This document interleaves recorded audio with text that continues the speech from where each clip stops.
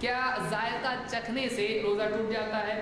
مثلا کوئی آدمی کسی کمپنی میں یا ہوٹل میں، بڑا ہوٹل ہے، وہاں پر کوئی آدمی کک ہے، یا کوئی آدمی اس کا بزنس ہی کھانے کا رمضان میں ہے، بریانی اور کھچڑا اور پلاؤ جو بھی ہے، اب واقعی صحیح بنا یا نہیں، نمک ہے یا نہیں چکھنا ہے اس کو، تو کیا وہ روزے کی حالت میں چکھ سکتا ہے؟ وہ چکھ سکتا ہے، اس کے لیے کوئی حرج نہیں اگر واقعی ضرورت ہو. یہ نہیں کہ زبردستی 2 بار 3 بار چکھ رہا ہے.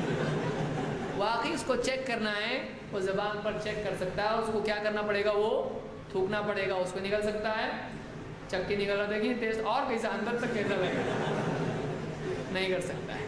یا خواتین ہیں، گھر میں مہمان آنے والے ہیں، ان کو کھانا بنانا ہے، بڑا کھانا ہے، خراب بھی ہو سکتا ہے، ایسی اگر مجبوری ہے تو وہ زبان پر چک کر اس کو تھوک دیں، اس میں کوئی مسئلہ نہیں ہے.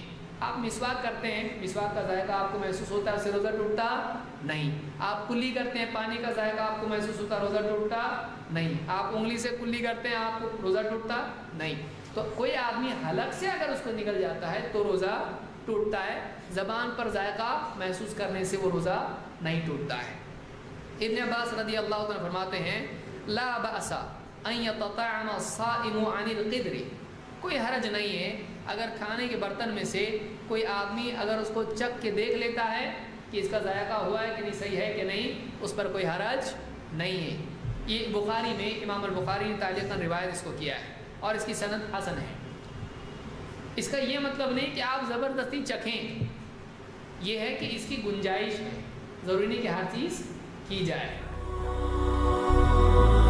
هي الحلقات تحفظني بآيات من القرآن، هي الحلقات تملأني بحب المصطفى العدنان، هي الحلقات تحفظني بآيات من القرآن.